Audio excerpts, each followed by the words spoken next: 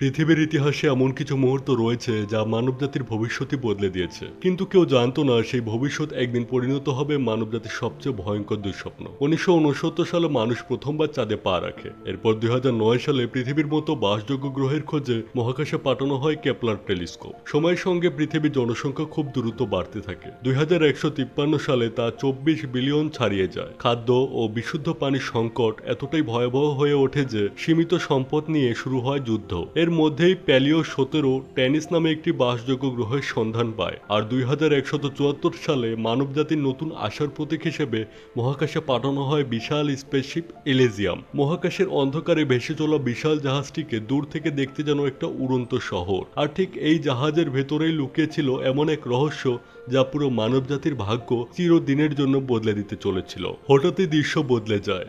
একজন রহস্যময় তরুণী মৃদু হেসে শুধু বলে, পরের মুহূর্তেই আতঙ্কে শ্বাস নিতে নিতে ঘুম ভাঙে এক ব্যক্তির। সে একটি স্লিপিং ক্যাপসুলে আটকে ছিল।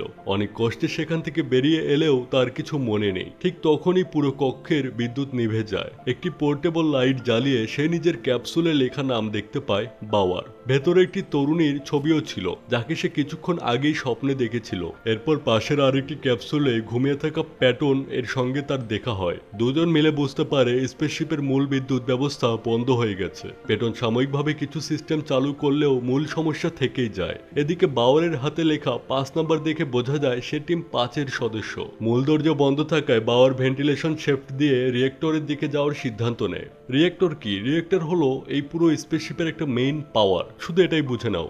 রেডিওতে সে প্যাটনকে জানায় সে একজন টেকনিক্যাল ইঞ্জিনিয়ার ছিল, তাই তার ধারণা রিয়েক্টর চালু করতে পারলেই পুরো জাহাজে আবার বিদ্যুৎ ফিরে আসবে। কিন্তু কিছু দূর এগোতেই সে একটি ঝুলন্ত দেহ দেখতে পায়। ঠিক তখনই অন্ধকার থেকে এক রহস্যময় তরুণী তার উপর হামলা করে আবার মুহূর্তের মধ্যেই অদৃশ্য হয়ে যায়। এরপরেই ঝুলন্ত দেহটিকে কেউ অন্ধকারের দিকে টেনে নিয়ে যায়। চারপাশে ভেসে আসতে থাকে অস্বাভাবিক শব্দ। প্রাণ বাঁচাতে লুকিয়ে পড়ে বাওয়ার, আর সেখান থেকে সে প্রথমবার দেখতে পায় ফ্যাকাশে সাদা চামড়া কিছু ভয়ঙ্কর প্রাণী মানুষ শিকার করছে।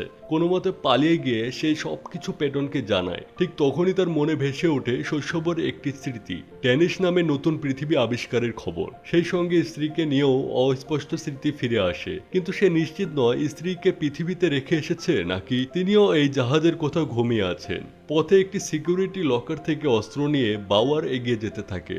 এদিকে প্যাটন তাকে প্যান্ডোরম সম্পর্কে জানায়, দীর্ঘ সময় মহাকাশে বিচ্ছিন্ন থাকার ফলে হওয়া এক মানসিক রোগ, যেখানে মানুষ বাস্তব আর কল্পনার পার্থক্য হারিয়ে ফেলে। আরও কিছু দূর এগিয়ে বাওয়ার আরেকজন ঝুলন্ত মানুষকে দেখতে পায়। প্রথমে মৃত মনে হলেও লোকটি জীবিত ছিল। বাওয়ার তাকে বাঁচালে সে নিজের পরিচয় দেয়, লিল্যান্ড। বহুদিন ধরে সে এভাবেই লুকিয়ে বেঁচে ছিল। কিন্তু ঠিক তখনই অদ্ভুত শব্দ শুনে সে আতঙ্কিত হয়ে পালিয়ে যায়। কয়েক সেকেন্ড পরই বাওয়ার প্রথমবার সেই ভয়ঙ্কর প্রাণীগুলোর মুখোমুখি হয় এবং প্রাণ বাঁচাতে দৌড়ে পালায়। অনেক কষ্টে একটি বিশাল কার্গো ডেকে পৌঁছে সে আবার সেই রহস্যময় তরুণীর মুখোমুখি হয়। দুজনের মধ্যে তীব্র লড়াই শুরু হলেও শেষ পর্যন্ত বাওয়ার তাদের থামিয়ে বোঝায় নিজেদের মধ্যে লড়াই করলে কেউই বাঁচবে না, কারণ তাদের আসল শত্রু অন্য কেউ। ঠিক তখনই রহস্যময় যোদ্ধা ম্যান সেখানে এসে যোগ দেয়। বাওয়ারের কথা শুনে রহস্যময় তরুণী অবশেষে সাহায্য করতে রাজি হয়। তখনই জানা যায় তার নাম নাদিয়া, আর রহস্যময় যোদ্ধার নাম ম্যান। তিনজন মিলে রিয়েক্টরের উদ্দেশ্যে রওনা দেয়। এদিকে কন্ট্রোল রুমে অদ্ভুত শব্দের উৎস খুঁজতে গিয়ে প্যাটন ভেন্টিলেশন শ্যাফটে আটকে থাকা এক আহত ব্যক্তিকে উদ্ধার করে কন্ট্রোল রুমে নিয়ে আসে। অন্যদিকে নাদিয়া বাওয়ার আর ম্যানকে একটি বিশাল আবাসিক অংশে নিয়ে যায়। সেখানে সারি সারি স্লিপিং ক্যাপসুল থাকলেও বেশিরভাগই অনেক আগেই খোলা হয়েছে, অর্থাৎ ভেতরের মানুষগুলো বহু আগেই জেগে উঠেছে। কিন্তু তারা এখন কোথায় তার কোনো উত্তর নেই। চারপাশের ভয়ঙ্কর নীরবতা দেখে নাদিয়া শুধু বলে, আমাদের যত দ্রুত সম্ভব এখান থেকে বের হতেই হবে। কিছুদের এগোতেই নাদিয়া খেয়াল করে বাওয়ার দল থেকে আলাদা হয়ে গেছে। তাকে খুঁজতে গিয়ে হঠাৎ একটি ধাতব প্লেট ভেঙে নিচের অন্ধকার গর্তে পড়ে যায় সে। সৌভাগ্যবশত নিচেই ছিল বাওয়ার, কিন্তু জায়গাটা দেখে দুজনেই আতঙ্কিত হয়ে পড়ে। চারদিকে আবর্জনার সঙ্গে ছড়িয়ে রয়েছে মানুষের কাটা হাত, হাড় আর রক্তের চিহ্ন। স্পষ্ট বোঝা যায় এটি প্রাণীগুলোর খাদ্য ফেলার জায়গা। ঠিক তখনই ওপরে সেই প্রাণীগুলোর চলাফেরার শব্দ ভেসে আসে। তাই দুজনই আবর্জনার ভেতরে লুকিয়ে নিঃশ্বাস বন্ধ করে অপেক্ষা করতে থাকে। কিছুক্ষণ পর সব শান্ত হলে নাদিয়া বাওয়ারকে ওপরে উঠতে সাহায্য করে, কিন্তু নাদিয়া ওপরে ওঠার আগেই অন্ধকার থেকে একটি প্রাণী বাওয়ারের ওপর ঝাঁপিয়ে পড়ে। হঠাৎ আক্রমণে সে মাটিতে ছিটকে পড়ে যায়। নিচে থাকা নাদিয়া শুধু ধস্তাধস্তির শব্দ শুনতে পাচ্ছিল, তাই সেও দ্রুত ওপরে উঠে আসে। আর ঠিক তখনই প্রাণীটি এবার বিদ্যুতের গতিতে নাদিয়ার ওপর ঝাঁপিয়ে পড়ে। শুরু হয়ে যায় ভয়ঙ্কর লড়াই। দানবটির শক্তির কাছে বাওয়ার আর নাদিয়া দুজনেই দ্রুত পরাস্ত হয়ে পড়ে। শেষ চেষ্টা হিসেবে বাওয়ার একটি ধারালো লোহার রড দিয়ে তার মাথায় আঘাত করলেও তাতে কোনো কাজ হয় না, উল্টো প্রাণীটি তাকে ছিটকে ফেলে দেয়। ঠিক তখনই ম্যান এসে নিজের ধারালো অস্ত্র দিয়ে দানবটির মাথায় শক্ত আঘাত করে, কিন্তু এতেও সেটি থামে না, বরং ম্যানকেও ছুঁড়ে ফেলে দেয়। তিনজন বুঝে যায় একা একা লড়ে এই দানবকে হারানো সম্ভব নয়, তাই একসাথে ঝাঁপিয়ে পড়ে একের পর এক আঘাত করতে থাকে। শেষ পর্যন্ত প্রাণীটি মারা যায়, কিন্তু স্বস্তি বেশিক্ষণ স্থায়ী হয় না। দূরে দাঁড়িয়ে থাকা আরেকটি প্রাণী সবকিছু দেখে বিকট চিৎকার করে ওঠে। মুহূর্তের মধ্যেই চারদিক থেকে আরো অসংখ্য প্রাণী ছুটে আসে। বাধ্য হয়ে বাওয়ার, নাদিয়া আর ম্যান আবারও প্রাণ বাঁচাতে দৌড় দেয়। পালানোর সময় তারা আরো ভয়ঙ্কর একটি দৃশ্য দেখে। তারা যে প্রাণীটিকে হত্যা করেছে, বাকি প্রাণীগুলো কোনো দ্বিধা ছাড়াই তার মৃতদেহ ছিঁড়ে খেতে শুরু করে। এতে স্পষ্ট বোঝা যায় ক্ষুধা আর হিংস্রতা তাদের এমন পর্যায়ে পৌঁছে দিয়েছে যে নিজেদের জাতকেও ছেড়ে কথা বলে না। অনেকক্ষণ দৌড়ানোর পর তারা এমন একটি জায়গায় পৌঁছে যেখানে আরেকজন জীবিত মানুষের দেখা মেলে। প্রথমে কিছুটা সতর্ক থাকলেও পরে সে তাদের আশ্রয় দেয় এবং খাবার এনে দেয়। সন্দেহ থাকলেও ক্ষুধার কারণে শেষ পর্যন্ত তিনজনই খাবার খেয়ে নেয়। খাওয়ার সময় লোকটি প্যান্ডেরম নিয়ে একটি অদ্ভুত কিংবদন্তির গল্প শোনাতে থাকে। তার বিশ্বাস এটি শুধু একটি মানসিক রোগ নয়, বরং মানুষকে ধীরে ধীরে দানবে পরিণত করা এক অভিশাপ। গল্প শুনতে শুনতে বাওয়ার, নাদিয়া আর ম্যান অচেতন হয়ে পড়ে। একই সময়ে আমরা জানতে পারি প্যাটন যাকে উদ্ধার করেছিল তার নাম গ্যালো, এবং গ্যালো পেটনকে প্যান্ডোরমের সেই গল্প শোনাচ্ছিল। আর গল্প যত এগোচ্ছিল পেটনের আচরণও তত অস্বাভাবিক হয়ে উঠছিল। দৃশ্য বদলাতেই দেখা যায় বাওয়ার, নাদিয়া আর ম্যান তিনজনের শিকলে উল্টো ঝুলছে। যে লোকটি কিছুক্ষণ আগে তাদের খাবার দিয়েছিল এবার সে তাদের রান্না করে খাওয়ার প্রস্তুতি নিচ্ছে। ঠিক তখনই বাওয়ার তাকে জানায় স্পেসশিপের রিয়েক্টর প্রায় বন্ধ হয়ে এসেছে। খুব দ্রুত সেটি রিস্টার্ট না করলে পুরো জাহাজই ধ্বংস হয়ে যেতে পারে, আর তাদের হাতে হয়তো 1 ঘন্টারও কম সময় আছে। কথাগুলো শুনে লোকটির মত পাল্টে যায়। পরিস্থিতি গুরুতর দেখে তিনজনকেই মুক্তি দিয়ে দেয়। ঠিক তখনই রেডিওতে প্যাটনের কণ্ঠ ভেসে আসে।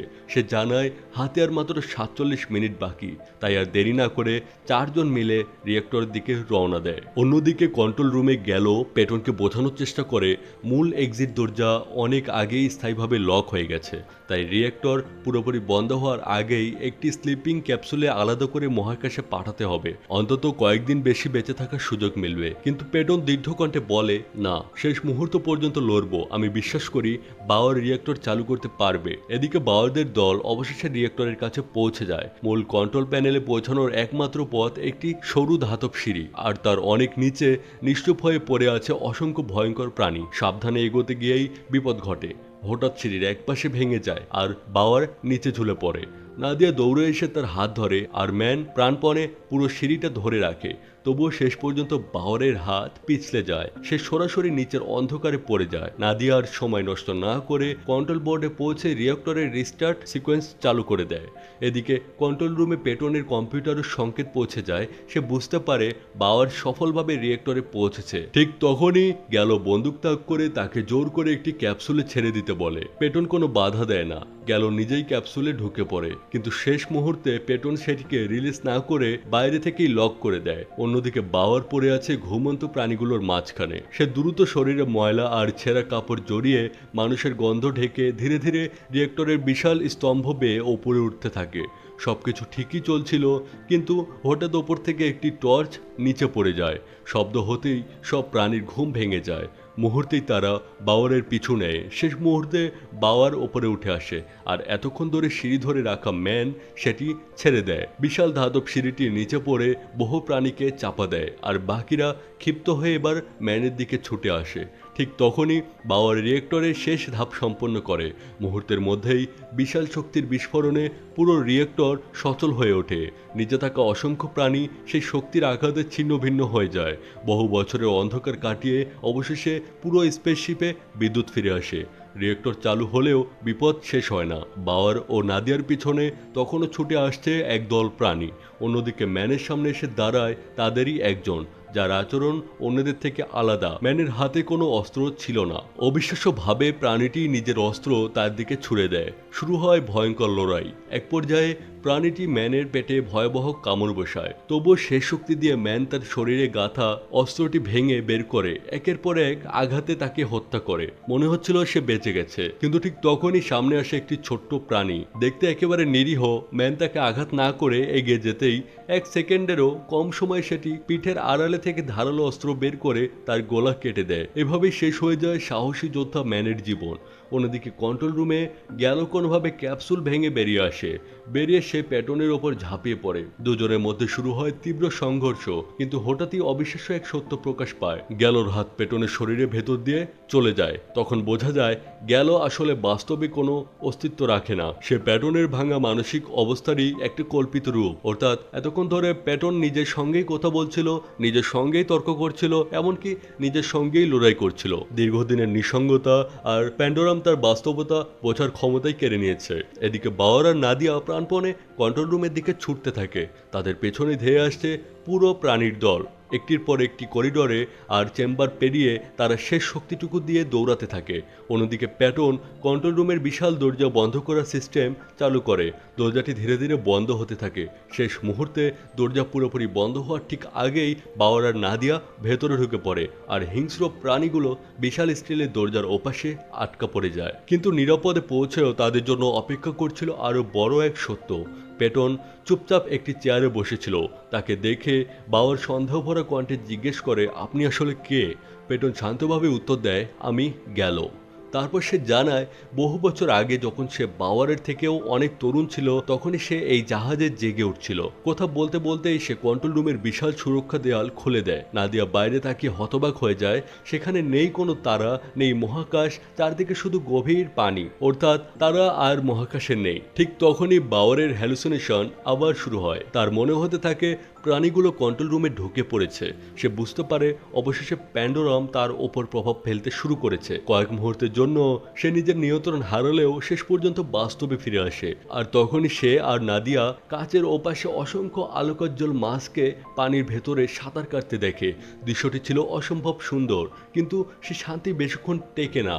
পেটনের আচরণ আবারও অস্বাভাবিক হয়ে ওঠে। সে বিশ্বাস করত এই নতুন পৃথিবী এখন তার। এখানে নতুন সভ্যতা গড়ার অধিকারও একমাত্র তারই। এক পর্যায়ে সে নাদিয়ার গলায় ছুরি ধরে। ঠিক তখনই বাওয়ার আবারও হ্যালুসিনেশনে ভুগে ভেন্টিলেশনের দিকে গুলি চালায়। বাস্তবে সেখানে কোনো প্রাণী ছিলই না। গুলিতে কন্ট্রোল সিস্টেমের তার ছিঁড়ে যায়, আর একটি ধাতব অংশ ছিটকে গিয়ে বিশাল কাচে আঘাত করে। মুহূর্তেই কাচে ফাটল ধরতে শুরু করে। ভয়াবহ বিপদ বুঝতে পেরে বাওয়ার নাদিয়াকে নিয়ে দ্রুত একটি উদ্ধার ক্যাপসুলে ঢুকে পড়ে। চারদিক দিয়ে পানি ঢুকতে শুরু করলেও তারা আশা ছাড়ে না। কিছুক্ষণের মধ্যেই ক্যাপসুলটি স্বয়ংক্রিয়ভাবে স্পেসশিপ থেকে বিচ্ছিন্ন হয়ে পানির গভীরতা ভেদ করে ওপরে উঠতে থাকে। অবশেষে অন্ধকার পেরিয়ে ক্যাপসুলটি সূর্যের আলোয় ভেসে ওঠে। ঢাকনা খুলতেই বাওয়ার বাইরে উঠে আসে। নীল আকাশ, স্বচ্ছ বাতাস, দূরে পাহাড় আর চারদিকে বিশাল সমুদ্র। কিছুক্ষণ পর নাদিয়ারও জ্ঞান ফিরে আসে আর বুঝতে পারে তারা বেঁচে আছে আর পৌঁছে গেছে মানবজাতির নতুন আশ্রয় টেনিস গ্রহে। ঠিক তখনই সমুদ্রের বুক চিরে একের পর এক আরো উদ্ধার ক্যাপসুল ভেসে উঠতে থাকে।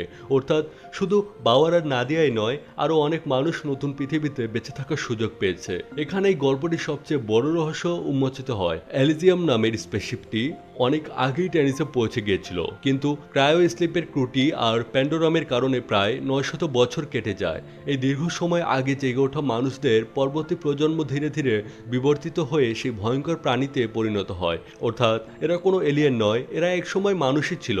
আর যাকে এতক্ষণ গ্যালো হিসেবে দেখা গেছে সেও আলাদা কেউ নয়। দীর্ঘদিনের নিঃসঙ্গতা আর প্যান্ডোরামের কারণে পেটর নিজের মধ্যেই আরেকটি ব্যক্তিত্ব তৈরি করেছিল। অর্থাৎ প্যাটন আর গ্যালো একই মানুষ। এভাবেই প্যান্ডোরাম শুধু একটি সার্ভাইভাল থ্রিলার নয়, বরং মানুষের একাকিত্ব, মানসিক ভাঙন এবং বেঁচে থাকার প্রবল ইচ্ছার এক অসাধারণ গল্প। ভিডিওটি যদি আপনাদের ভালো লেগে থাকে তাহলে অবশ্যই একটি লাইক করবেন, আর এমন আরও সিনেমার বাংলা এক্সপ্লেইন দেখতে চ্যানেলটি সাবস্ক্রাইব করে পাশে থাকা বেল আইকনটি অন করে রাখুন।